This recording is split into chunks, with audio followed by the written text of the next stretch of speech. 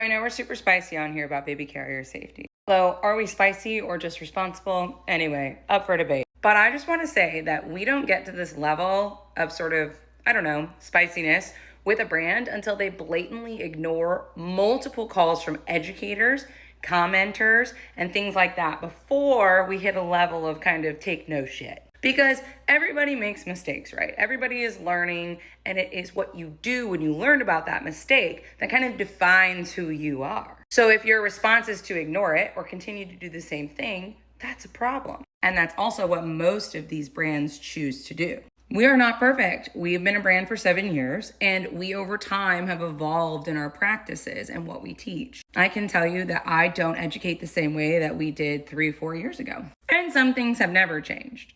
But anyway, when we have ever in the past maybe shared something that an educator felt wasn't great, they would reach out to us and they would talk to us about it. They would call us in. And then you address that, and moving forward, you do better.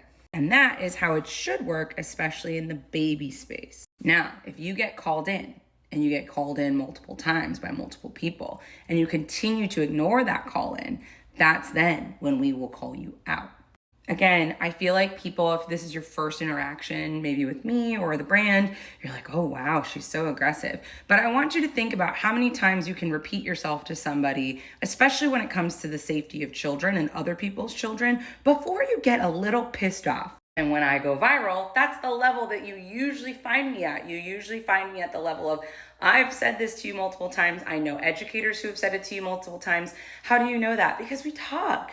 Because if you're a responsible brand owner, you are within these spaces. You are speaking to educators. You're speaking to people. You are caring about what consumers and other people have to say. So anyway, I feel like I only go viral when I hit a super high level of spiciness and frustration, and that's fair. But don't think that it's just because it's a one-off and I'm like, oh, I'm so angry that you posted this unsafe fit one time. No.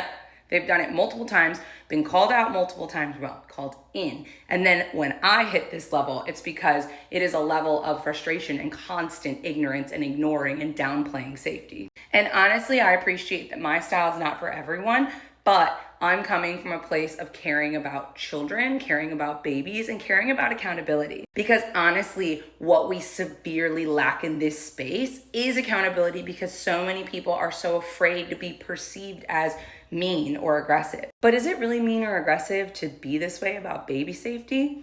I don't think so.